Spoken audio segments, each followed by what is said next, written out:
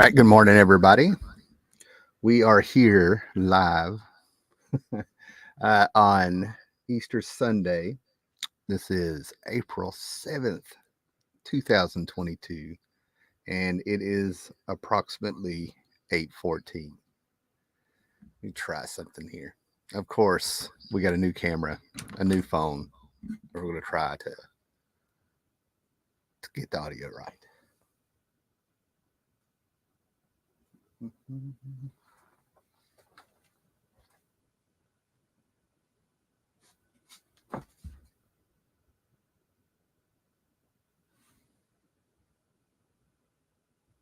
Weird. Can you hear me? So, anyway, welcome to the show this morning. And got a little 50-cent haul now. I'm coming at you very earlier than usual and stuff because it is Easter and we do have plans today. But of course, with work that I was talking about, I'm always talking about, I was back on the road and I had an extra day and I was able to just pop in for a few minutes at a few little honey spots, honey pots, if you will, where I was at. And it was actually so really good to get home this time. Awesome. Thanks, Horse Miss Scotty. So anyway, it was really good to get home this time because I tell you what, man, I'm ready for a vacation. The weather's getting very nice. We have a kayak that's been sitting out in my building since January. I haven't been able to touch. And ironically or tragically, I have a lake probably like a 10-minute drive from me that I can go play around in if I ever get there. But it was also good to walk into the house, come into this room and smell the old comic books. I was like, yes, that's when you know you're home, when you walk into your comic book room and you can smell the old comics and stuff. So that's enough about me. I just hope everybody has a great holiday. Hope you get to spend time with who you want to be spending time with today or not. Maybe you want to relax and chill out, veg out, and just watch great bad old movies and stuff. Who knows? It'd be awesome. So anyway, let me start on the comics and we'll show what we got here. So as you can see, Comic Cam here. We have a new phone upgraded. So this is the best it is today, which cracks me up. Okay.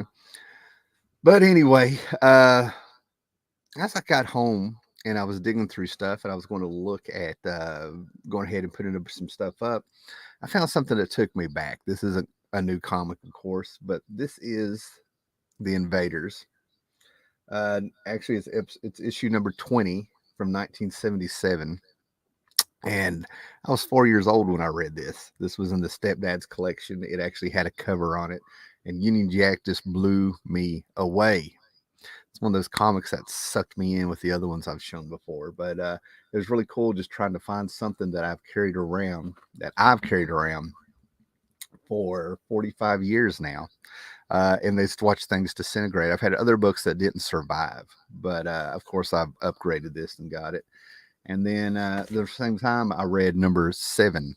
And this one, you can tell which one I read more. Okay, when you compare them. But yeah, Union Jack blew me away. He's sitting there fighting Adolf. And of course, it has some fantastic Golden Age reprints of Namor, which I thought was fantastic. So that's one of the things that's just kind of hooked me. And it's also one of those things that they smell like old comics, not mildewy, not rotten. But definitely going to have to put those up. I got quite a few of those. All right. So we got Warsmith Scotty up early this morning. Thanks for popping in. Thanks for the sound check. I'm going to have to do something because I've got an echo from the phone here. It's going to be throwing me off this morning. And also apologize for the profile instead of the landscape. Couldn't get the phone to do landscape, so this is the best it's going to be. I might go into solo layout here, see if we can get as much as that comic out there. And it's going to be the best that there is this morning. I'm not happy with that, but it is what it is. So the first thing I got here, I got from Ollie's. Now, I should have an Instagram link down below somewhere. And if it's not there, I'm Howler Mouse on Instagram. Come on over there, because as I buy these books, as I put things up, and I have a little fun on there. I've started making more reels with my Batman comics and stuff. But you can see when I buy these things, and I put the price tag up and everything, right? And thank goodness, because I'm not tracking it like I used to. But basically, what we have here is a hardback of Mad Love, which I think is just fantastic. I have the original comic, but this is more or less the origin of Harley Quinn with the Joker and the Batman, the hardcover version of it. And this thing is just fantastic. This is everything a comic book is supposed to be. And what kind of blew my mind is how they were really honest about, not so much honest, but you have Bruce Timm and Paul Dini, who are behind the main guys, in my opinion. I know it's Bruce Timm running the show and everything, but these are the guys that did the awesome Batman Adventures cartoon back in the 90s, which and this has inspired them. So anytime these guys do anything, I grab it. But what amazed me about this is, and I don't know why I didn't notice before. Probably wasn't that big of a deal, but probably it's from the last couple of years of a lot of comics being a little bit sanitized, I think, in my opinion.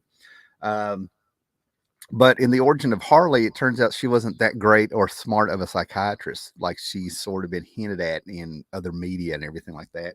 She actually was probably like a D-minus student who slept with her professor to get moved through and get her degree. And it makes a lot more sense about how the Joker was able to manipulate her mind, if you will. But it really, the aspects of they had a Harley Quinn cartoon that Bruce Timm wrote straight to DVD a few years ago, and it really surprised me because she ends up tying down Nightwing and ends up having some adult time with him. Well, the adult time is also in this. It's been there since the beginning with Harley Quinn. Of course, they couldn't show it in the cartoon show for kids on the old Fox, but I like how they have her sexuality, if you will, as part of what she does, and it explains quite a bit. And it makes this totally plausible that the psychiatrist could go nuts to begin with by the Joker manipulating her.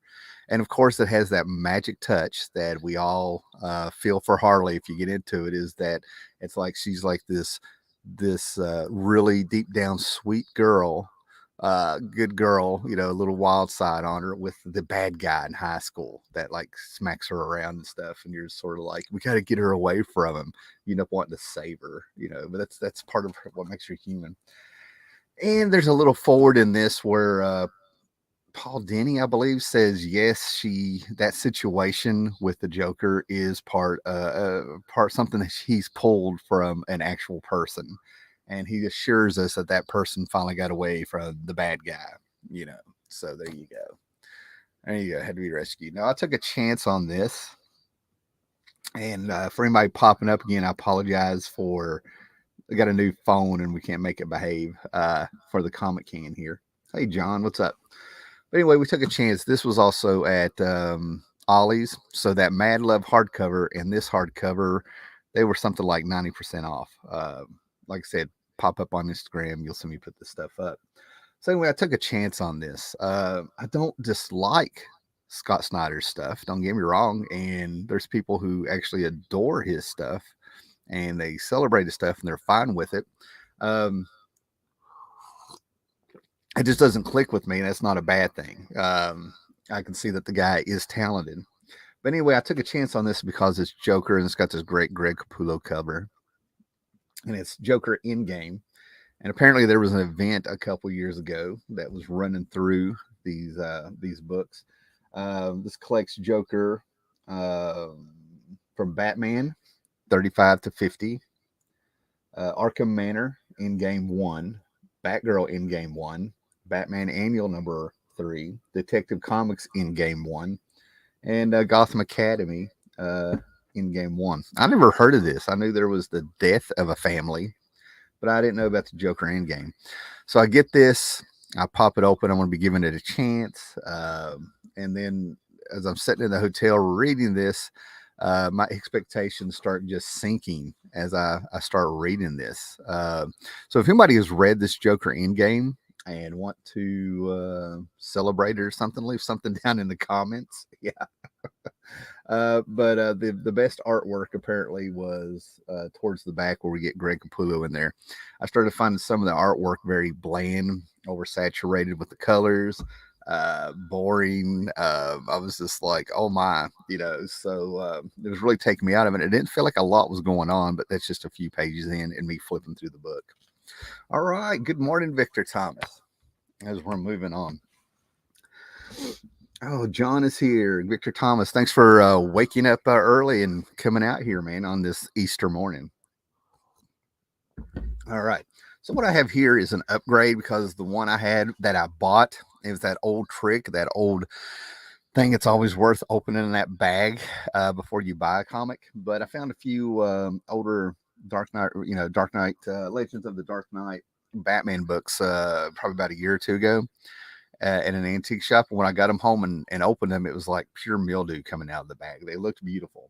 So this is an upgrade, but this is an annual, The Legends of the Dark Knight. And it has a lot of great people on it, man. This is from 1991, obviously. There we go. And we got Denny O'Neil, Jim Aparo, Keith Giffen, Joe Quesada, Dan Spiegel, Tom Lyle, Blackburn, Jones III, Joe Rufenstein, Templeton, Mike Golden, Mike Mignola cover. Denny O'Neil wrote this, and it's just a fun, solid Batman story with a lot of nostalgic, great art on it now.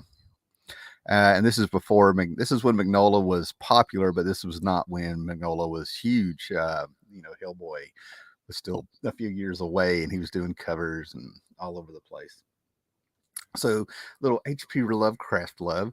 And behind me, speaking of that, this isn't new, but I was going through some Batman boxes, making some reels on Instagram, and I found all 3 issues in my extra of a very underrated and serious Batman story called The Doom That Came to Gotham.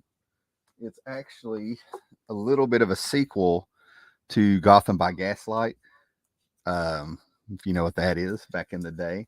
And Mike Mignola came in and helped write it, and they really pulled from some H.P. Lovecraft stuff. So, yeah, if that's something I find that was very interesting. But I always thought it was 2 issues, and then when I sat down and finally read it, I found out it was 3. So I had to track down the 3rd issue. Yeah, I'm old Mike Gold Batman. But anyway, that's some extra Batman stuff. A little recommendation there. I personally wouldn't pay a lot of money for those, but I never think anybody should pay a lot of money for comics. Yep, John Jones, you are absolutely right. Yep, a lot of Legends had some great runs. Absolutely. All right, so just kind of picking up a few things because they were like 50 cents a piece here. We got this World's Finest, Worlds at War, Requiem. And I got this just because of the talent that's on this. Our Worlds at War didn't really feel like a crossover to me back in the day. It is what it is. It's one of those 90s comics, but, they had a lot of great people on their books at this point. We were finally kind of coming out of that where everybody kind of got stuck trying to be Image for years. I'm like, and then all of a sudden we were like, everybody was, they for the last couple years, they've been building back up to being great comics again and stuff, right? But anyway, Jeff Loeb, Mike Ringo, Doug Mank, Phil Jimenez, Mark Buckingham, Bill Sienkiewicz, Gouchet, Todd Naok. And it was really cool what they had Todd do. Todd Knock, I think that's how you say his name. But he was doing Young Justice at the time. So when Young Justice popped up in Our Worlds at War crossover in this one, Todd Knock is doing those pages. I thought that was really cool. Ed McGuinness, Mike Morales, one of my favorites, or Rags Morales, sorry. Rags Morales, not Spider-Man. He has, that's funny. He wasn't even thought of at this time. Anyway, a lot of great people, a lot of great art, just a solid comic, great cover. And then if you're a Legion fan, DNA, those writers, Abbott and Landing, came up with, they fleshed out a lot of some of the characters and their backgrounds. And this was a 6-issue miniseries called Legion Worlds, where you went, if you know your Legion stuff, each month they visited a world with a story that was connecting like a little thread. This, the plot was secondary, but this was a way to start playing around, and you got to explore some of the worlds that you've heard these Legion characters talk about and where they were from. And this is Xanthu, which is Starboy's homeworld, and it's horrific. I mean, it's they mentioned a few things over in the Silver Age where they were sort of like, well, my world had a plague coming up and all this stuff. And whatever they mentioned, you went back. I mean, there's radiation on these planets, Polar Boys planets, they had the freeze power because they were so close to the sun on their planet over every now and then that their body developed ice powers to cool them down. So this was like simple comic book science, and then they get into Legion worlds and stuff, and we get to see a little bit how horrific it is in modern times, if you will. These are actually hard to find, even though they're not worth anything. I think it's a combination of Legion fans being Legion fans. Everybody wanted one, got one, and then you pulled over people where Abnett and Lanning came in and took over the book, and they had their little cult following.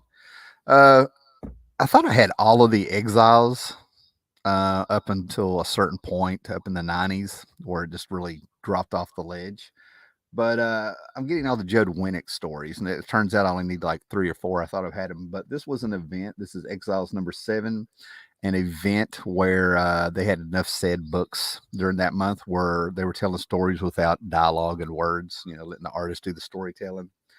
I always think these events are just a silly way to get a writer or something or a letter or something to save money or give people a break.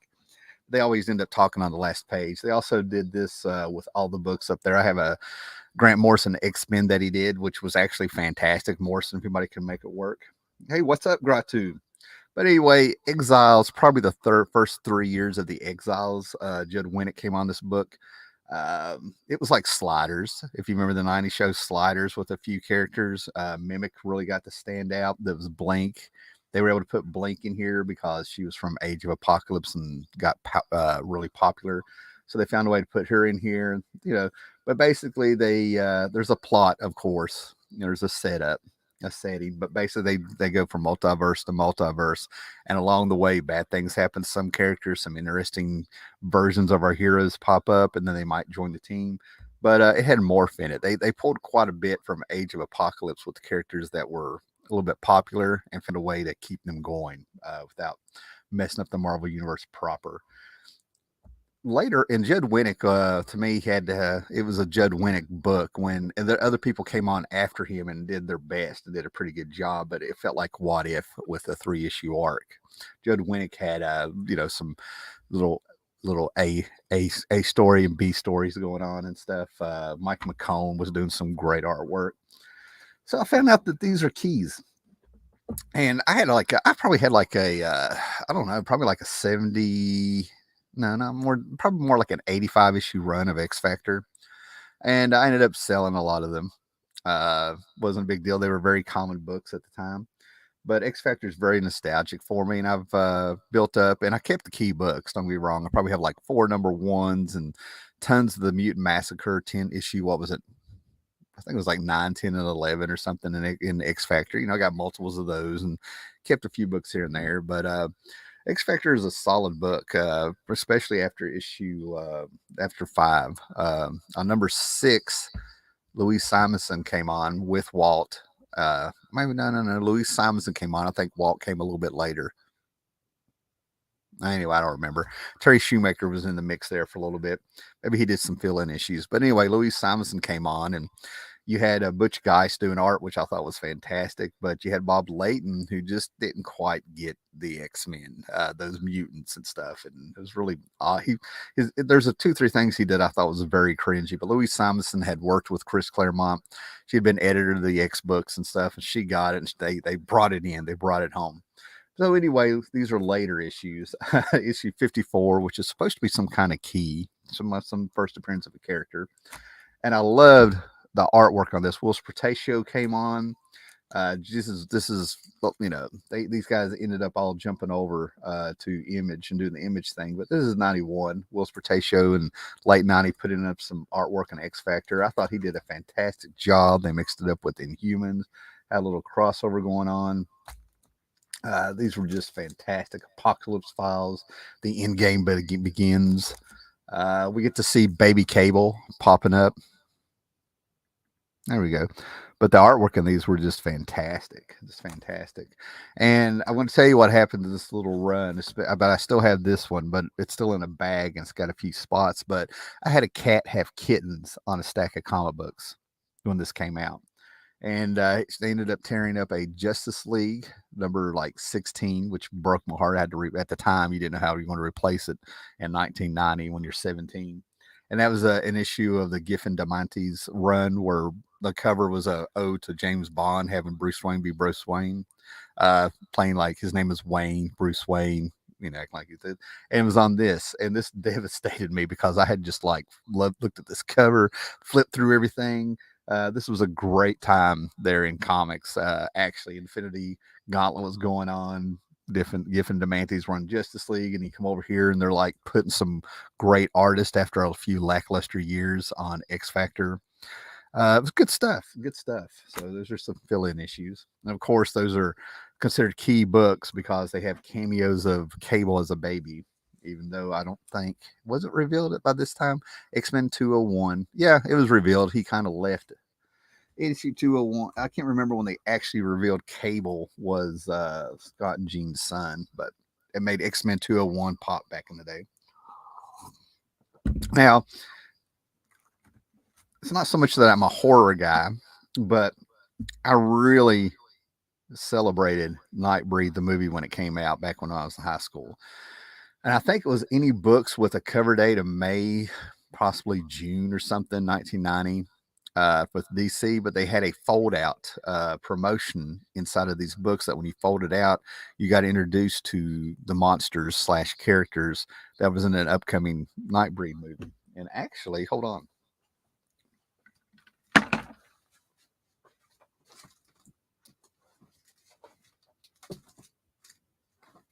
That's going to fall. And actually,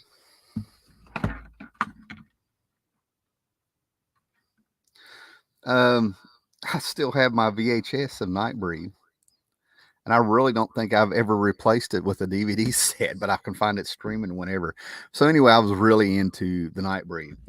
So Epic Comics at Marvel had a run of books which I couldn't get a hold of, and I pick them up whenever I can. But the problem is that they're not in the greatest shape sometimes when I find them, so I have to pick and choose because I have a trade with the first 4 issues of Nightbreed from Epic Comics that's through Marvel. But then all of a sudden, years later, the license was picked up by who is this? I keep wanting to say IDW. It's Boom. I knew I was going to be wrong, but the license picked up by Boom, and I ended up picking up the first issue. And I was like, if I like the first issue, I'll read it. I'll pick up the rest of them. I thought it was an ongoing series. Turns out this was a 12-issue series of through Boom Studios, so I'm picking up the rest. But if you either you like Nightbreed or you don't, you like Clive Barker or you don't.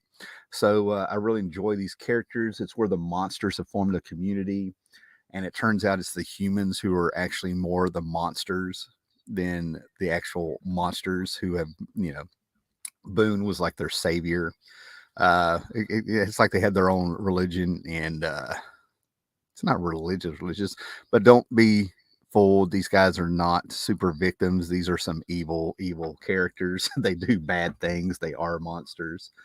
Um, but yeah, if you're into some horror comics, there you go.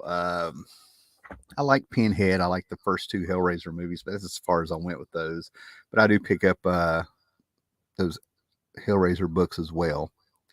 So I think it was a valiant effort here with some of these Nightbreed. I did double dip there, but they do interesting things. I like the idea of using the color red with no outlines on some of these characters. But yeah, these are your humble, lovable monsters. Hey, Tylex the Mahdi is here. Happy Easter to everybody out there that's popping in. And I hope y'all have a great day. We got people popping in and out, which I think is fantastic considering how early we're here. And now we got Grendel. I was actually thinking about this on the drive. And of course, these were all 50 cents a piece and stuff. And I picked up a few last month, and I've actually had a few issues floating around here from the Comico series and some Dark Horse stuff, which surprised me. I actually went through a couple of boxes of comics that I was going to get out of, and I found some Grendel books that I was like, I didn't even know I had those. But if there's ever been one character that people, Tylux will remember. He's here. Tylux the Mighty is here. He'll remember Scotty X. But I can probably name off probably about 5, 6 or more people. But it's always been check out Grendel, give Grendel a chance and stuff. And I got the both Batman and Grendel Batman crossovers that came out, thinking like in '92 and '96 or something. But they were a couple years apart. Hey, happy Easter there, Gore. Great. And like I said, other people who have praised Grendel.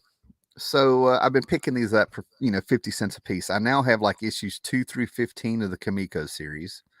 I need number 16 that's got a mage backup, and I think 17 to 24 and an odd issue here and there. And then, like I said, the Batman Grendel miniseries, they were two of them, 2 issues each, and then some random issues here, Hunter Rose stuff.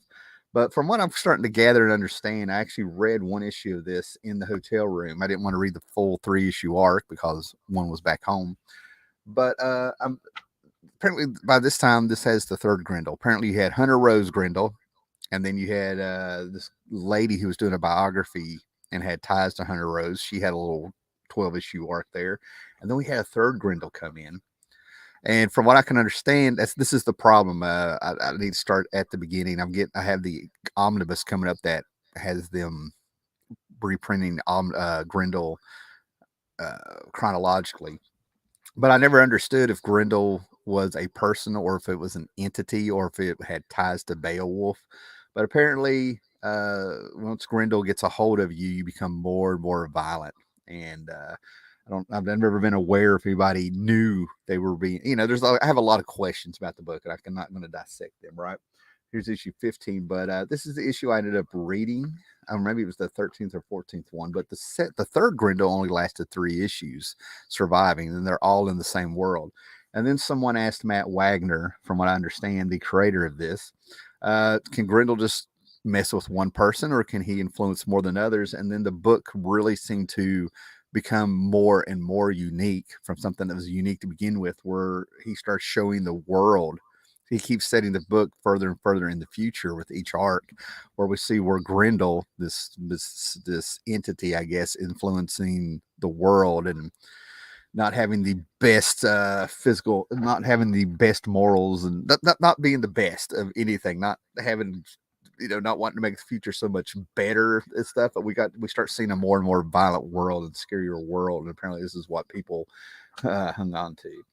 So yeah, I got a bunch of Grendel for 50 cents. I do like the storytelling experimentation that was going on in some of these, but obviously Comico went out of business. I think it took Matt Wagner a little while to get the rights, and that's how he started popping up at finishing things up through Dark Horse there for a few years. But people absolutely love this Grendel. You get some early Tim Sale work and J.K. Snyder and some of this stuff. So yeah, I finally get to sit down proper and read a nice arc. Strangers in Paradise. I have not read Strangers in Paradise in a few years, but I still am always picking up these issues to get as many as I can of the original run. Terry Moore is one of the best people you can meet at a Comic-Con. And Strangers in Paradise, what's interesting about the book is that it's sort of like watching reruns of Friends. You know what decade this is from. So if you want a little nostalgia, with the nostalgia in the setting of the book is very 90s, but the themes and what the characters go through are timeless. You follow what I'm saying? So it's a really great mix for a black and white book to be able to give you a little bit of nostalgia if you grew up in the 90s, and also bring you poems and hidden in there. A lot of storytelling and emotion. People still absolutely love these two characters, and they're always going to be able to be brought back. Like I said, Strangers in Paradise, either you love it or you don't. Oh, thanks, man. Tylox remembers Scott. He's one of the first people to really try to get Grendel. Okay, I'm on track with Grendel. I'm starting to figure it out. Nice. All right. The Return of Megaton Man. This is actually from the 80s. This is Kitchen Sink. This is 1 through 3. And this is great, fantastic satire. And I've always thought that Don Simpson never really. I think the guy should have been much more. I think the guy's style and what he was doing and his talent uh, was never really appreciated enough. Cerebus did his thing with the Roach character where he did Normal Man. This is Megaton Man. I've seen this pop up here and there. I think Eric Larson gives him exactly the due he needs with in Savage Dragon here. Well, not in Savage Dragon, but in some of his other books. I'm all over the place. But anyway, return to Megaton Man. You see these, pick them up. They're funny. They're a little bit satire. They're not heavy. And they got that nice indie / alternative comic feel that's authentic. Like I said, I don't think the guy ever really got his due as he should have. And again, like I said, I'm not saying the guy's Alan Moore or anything. What we got here? Terry Moore announced the Parker Girls starring Catch You for August. It will be a series. Oh, that's awesome. Like I said, they those characters, I have zero doubt that there's people who don't collect comics nowadays, but they will pick up anything by Terry Moore. Because they kind of grew up with those characters in the 90s and stuff. Here's Stormwatch by Warren Ellis. I really need to sit down and just do a laid back video on Warren Ellis's corner of the Image universe, the Wildstorm universe, if you will, because it's fantastic. I actually think it's some of his best work. But for he came on issue 37 of Stormwatch, killed off a bunch of characters, and it was really cool. They had I think it was a Wildcats Aliens crossover that was coming on. So to get rid of a lot of members of the team before that, they were either fired in the comic or the aliens, the Xenomorphs, killed them, which I thought that was fantastic. And of course, where it's a licensed property and that was a one shot, they didn't show that in the book, even though I have it in trade.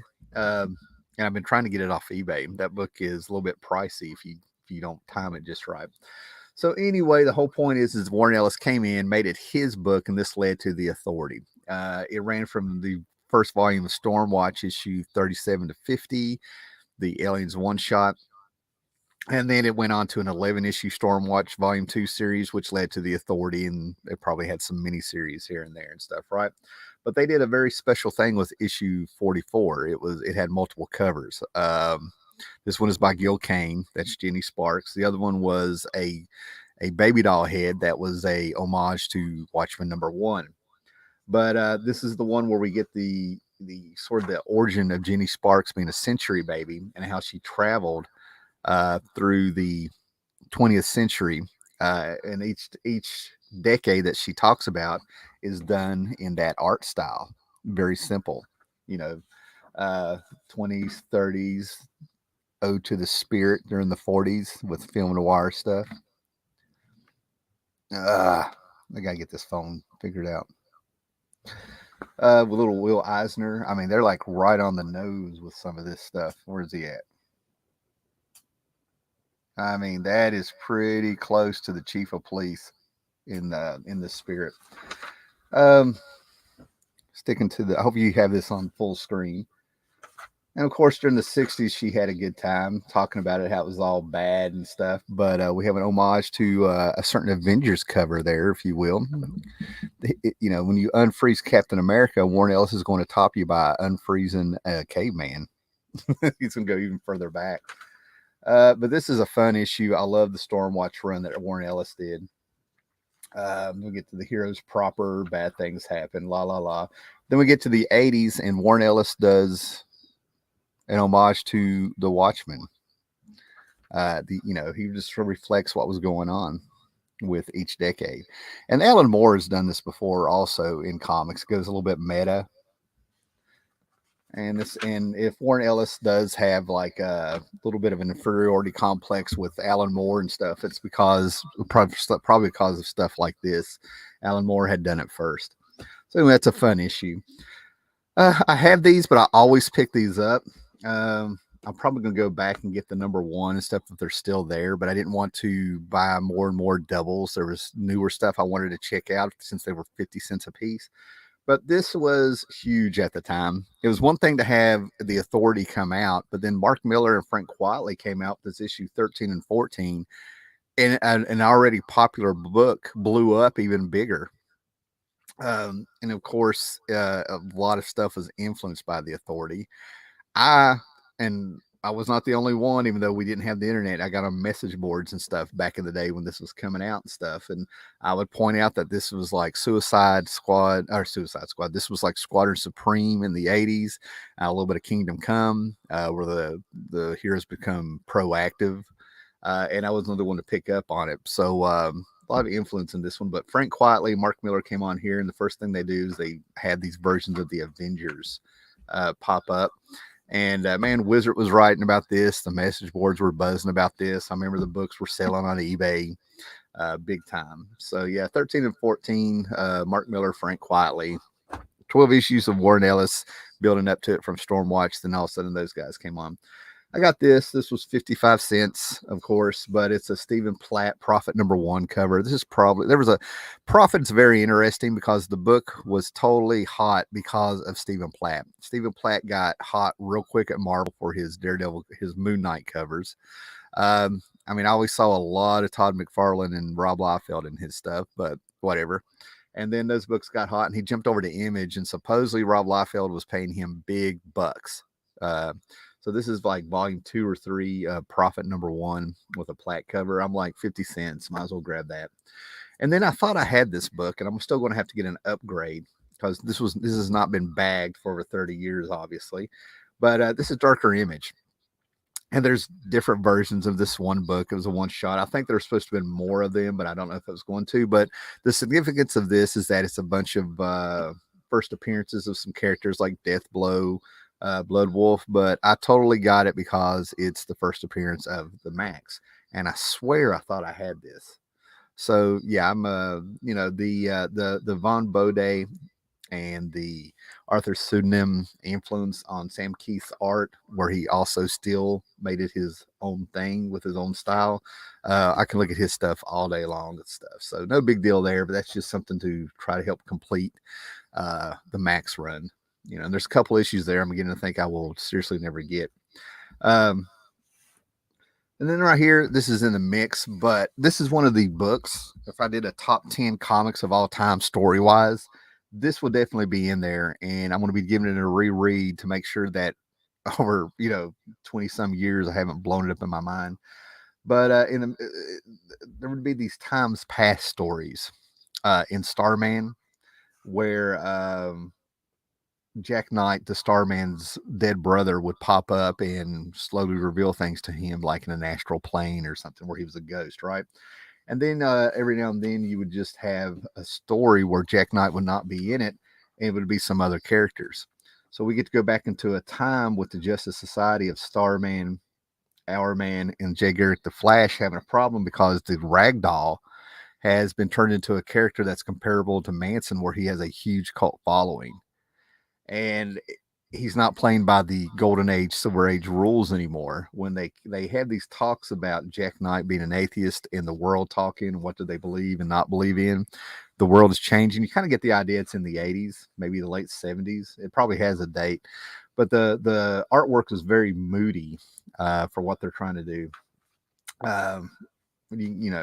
So anyway, they show how things have changed, and you get this great Dr. Midnight doing his thing. But anyway, James Robinson wrote a beautiful story in this, but then it comes down to the fact that when they finally do get the Ragdoll, he's laughing at him, saying how things have changed. He's changed. He's not the person they remember. And he tells them all how he knows who they are, and when he can still run things while he's in jail. And he starts talking about, oh, your wife and what do you have going on at work and your friends and stuff, right? So he's going to be sending out his cult members out there, and he's letting them know. And then all of a sudden, there's an accident, and the Ragdoll seems to actually get away, and one of them may have killed him. Very cool story that sets up a little subplot. It answers some stories about why everybody is wearing Ragdoll shirts and why it bothers Starman, the original Starman and everything. He became a martyr. They ended up martyring him. And then there's even the questions like, is he still alive? And then we kind of get into the fact of what Jack Knight and his dad, some differences they have, what he had with his mother, because the original Starman ends up actually being an atheist, and he went all the way there to protect everybody. Okay, then I got these. This is Ultra Force. Now, time is very strange. Time is very strange. because Ultra Force Universe came out. Think Image. This was done through Malibu. Malibu was the guys that were publishing those that Image boom in '92 when they got started with McFarlane and Liefeld and the boys, and they ended up taking off from Malibu. So Malibu ended up bringing in a bunch of writers, and they sort of did instead of to me, Image was a bunch of artists doing their thing, and then they brought in the writers, and this was a bunch of writers. These are people like Steve Englehart, James Robinson, Mike W. Barr, a guy named Jared Jones and stuff, right?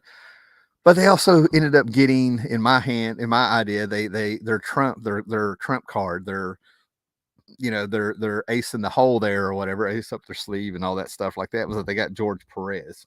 And this actually got turned into a cartoon that you can find on streaming services, I think like Tubi or something, right, for free. But anyway, they had an Ultra Force come out and it was George Perez art on it. I'm in. So I finally have all of them. Marvel ended up buying up Malibu and really sort of killed a lot of momentum and stuff, right? Oh, yeah, Ultra Force number 8, number 9. I think that's all there were. I could be wrong. Yeah, that was it. I also ended up finishing up Rune number 9. Rune was a Barry Windsor Smith, Chris Ohm creation. Barry Windsor Smith ended up leaving the book, but I have now completed the first run before it was turned into Curse of Rune. But anyway, Malibu was actually building up some steam. They were getting better and better with the talent. The stories were coming together. The universe building was really quick, but time is very funny because after loving some of those books, I'm going to skip ahead here a little bit. After really digging some of those books and having fond memories of them and picking them up here and there, I decided I was going to branch out with Mike W. Barr's Mantra. I always thought that this was interesting. I read Strangers. I didn't read Mantra. Read a little bit of Prime, if you will, and we'll go on and on. But anyway, Mantra was a book that I decided to pick up. These were 50 cents a piece, but I ended up getting rid of them because Mantra, the whole idea is that this book is very claustrophobic. I don't know what the deal it was, but the Mike W. Barr completely gave up on the structure of this book. There's no breathing room between, no transition scenes, no real emotion that you can believe in. It's a lot of information at once. Whether it should be double page spreads or a splash page, we get like a little panel with the pacing of the book is way off. But basically, what we get is that there's a bad guy, there's an archmage, there's some kind of wizard, and there's 4 surviving soldiers that when they got killed, they would possess their soul, would do a walk through a soul room or something, and they would be able to possess a body. So for thousands and thousands and thousands of years, it came down to 4 of them. There's one last battle. This one survives, but all of a sudden it's the last time he can transfer his soul, and it's inside the body of a woman that we met who has 2 kids and a single woman. And he wakes up inside the body in bed, fresh after coitus. Okay. And he's freaking out. I thought it was a cool concept. Still knew it was, I figured it wouldn't be too heavy and we would get in there. But I was just sort of curious over the years about it. And of course it has great Terry Dodson art before I think anybody knew who Terry Dodson was, but structurally it's just a bad comic. I'm hoping the other issues slow down. Of course, I still have the wild card. You could get coupons out of the first issues of a lot of Ultraverse books to get an Ultraverse Zero book. It comes with a little card of her. But this wild card is saying that if you get like 4 of the coupons, this will replace the 5th of any order or something like that. Anyway, they were trying to help you out. So after that first issue, I actually read that in the hotel room. I'm like, oh my God, I've probably wasted like $3 here, but yeah, Mantra, dude inside of a woman's body, a warrior. And what got me is that it was the silly stuff too. Like when he was in his costume for the first time, he was sitting there flipping out like this is like it's painted on, trying to be like act like the perils of being a woman is the first. These are the first things he noticed. My center of gravity is all off, and those boobs are out there. But thank goodness I'm not in high heels and I got flats and all these boots. This is while he's running from people trying to kill him. So basically, what it was is they found out that violence isn't that was the theme. Violence hasn't worked in thousands of years, so now we're going to use magic and compassion to try to turn the bad guy who's just super evil. This guy's been trying to take over the world for thousands and thousands of years, and he only pops up in one book. And I hated that stuff where it felt like in a universe, each one had their own corner. Anyway, we have a piece of the Rune book. Rune popped up on the back in a flip book, 2 or 3 pages to introduce him of all the Ultra Force books in this world. This is number 2. And when you put them all together, they made a gigantic poster, if you will, of Rune. So yeah, Mantra, I may have wasted $3 on Mantra. I don't recommend it. Here's number 13. I don't even feel like talking about it. But I got this one shot because it crosses over with Mantra versus Topaz, who's from Ultraverse. That was George Perez. I got this this Ultra Universe one shot. Steve Gerber came out with a character called Sludge. And apparently it's like sort of the opposite of Man-Thing and Swamp Thing. I think he has something to do with like actual sludge, sewage, and stuff like that. But anyway, this is a Christmas special with Mike Plugart. And I'm going to go ahead and tell you, surprise, surprise. Like I said, time is kind of funny because I remember these books being better than they were, apparently. The best thing about this book is if you're a Mike Plug fan, you got some Mike Plug work. Then I got some, promotional material about the Malibu comics coming out, the signature series. And what's very cool about this is as you go through this, they're introducing all the creators who are on each book. You get faces to the names and the book they're working on. So this is the coolest thing I think I bought out of this, man. Very cool. Paul Birch, writer, Megadeth. So I guess they got a guy who's in Megadeth writing some comics. Interesting. Surprises me how a lot of heavy metal guys are also comic book fans. Howard Chaykin. It's basically anything that was coming out through Malibu, not just the Ultraverse. So I thought that was kind of cool to have faces to go with each book that was coming out, creators and stuff. Of course, Marvel, they were building up to another crossover after Marvel had bought them out and stuff. Black September, they brought in the Black Knight. There's some really silly stuff that was going on. But anyway, this is nostalgic stuff. Black September was coming, but they had a really cool villain pop up called Lord Pumpkin, and they had Godwill popping up, and they had Loki come in there with a whole new universe to play around with. I kind of wish they just left him alone. Okay. All right, what we got here? I have 4 issues of Prime to read, and it's very hit and miss. Yeah. Dorm Bravefogel did some of the art on there, if I remember right, and his art is spot on, but the rest of it, geez. And the problem is that you need to look up the writer, Jared Jones. I'm very uncomfortable picking up some of his stuff, especially when he has a kid in the book. So if you look and see why he went to jail, Prime, those hit and miss issues of Prime take on a whole new little turn. Okay, so I personally am like, give me a break, man. All right, we got Barry Windsor Smith on Rune. Great stuff. Anything he touched was gold in those early 90s, man. I'm glad he was doing stuff outside of DC and Marvel, to be honest with you. He was doing the Valiant stuff, his own thing. What we got here? The Parker Girls. Oh, morning, Dr. Silver Age. What's up? You've come towards the end of the show, brother.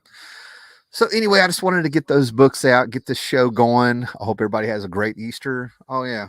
And then I already showed these off, man. But like I said, I found some more ash can issues of what they were building up to with Godwill. I hope that was his name. There's the cool villain that I think could have went places. Anyway. But I highly doubt that I'm going to be getting too many other issues of Ultraverse unless they have George Perez. I would read The Strangers back then, a little bit of Nightman. But after reading that Mantra, holy crap, man, I was like, wow. Ultra Force, I think, is solid. I think that's good.